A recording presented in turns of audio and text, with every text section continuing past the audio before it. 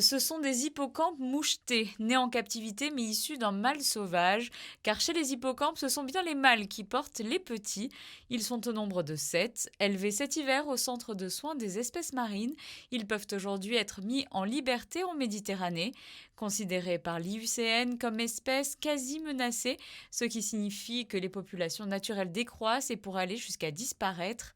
La mise à l'eau de ces juvéniles s'inscrit donc dans le cadre d'un projet global inédit d'études de population d'hippocampes dans les eaux monégasques, un travail de plusieurs années qui se concrétise à l'été 2020 avec 160 heures de plongée qui auront permis d'acquérir les premières données sur cette population. Les observations dont on dispose font dire que les hippocampes ont tendance à être assez stables en termes de localisation. D'ailleurs, souvent, le mâle et la femelle ne vivent pas très loin l'un de l'autre, mais il faut encore arriver à les trouver. Donc, ils sont plutôt sédentaires, au moins pendant une période de l'année, pendant la période de reproduction. Là, on a des jeunes qui ne se sont pas encore reproduits et on ne sait pas du tout quelle va être leur réaction. Ce sont aussi des jeunes qui ne connaissent pas la mer. Donc on est ouvert à toutes les possibilités. 3 individus ont été observés à l'été 2020, un chiffre très raisonnable pour une population qui n'est pas très dense. Lors de ces observations, il en ressort notamment la grande diversité de leur habitat, avec notamment les herbiers de Posidonie et du coralligène. De nombreux sites sont propices à l'accueil et au développement de ces hippocampes. On est sur un taux de survie qui est un peu supérieur à la normalité, qui serait plutôt de 1 pour 1000, quelque chose comme ça. Donc on en met 7 fois plus.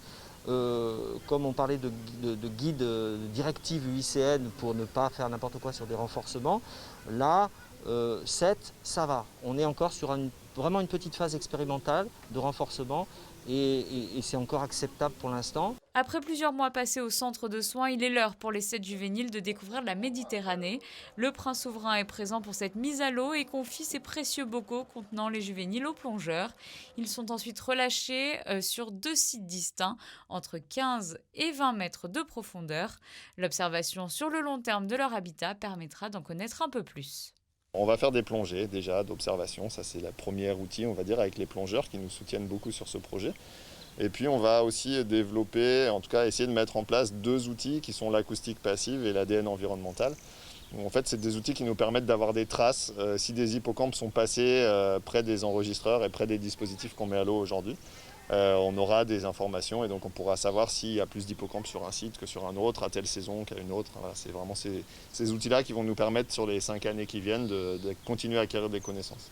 Comprendre leur fonctionnement, leur population et leur état, c'est le premier point de ce projet. L'étude de leur comportement permettra ensuite de mettre en place des actions de préservation et de protection sur les sites qui ont été identifiés comme potentiellement intéressants pour leur développement.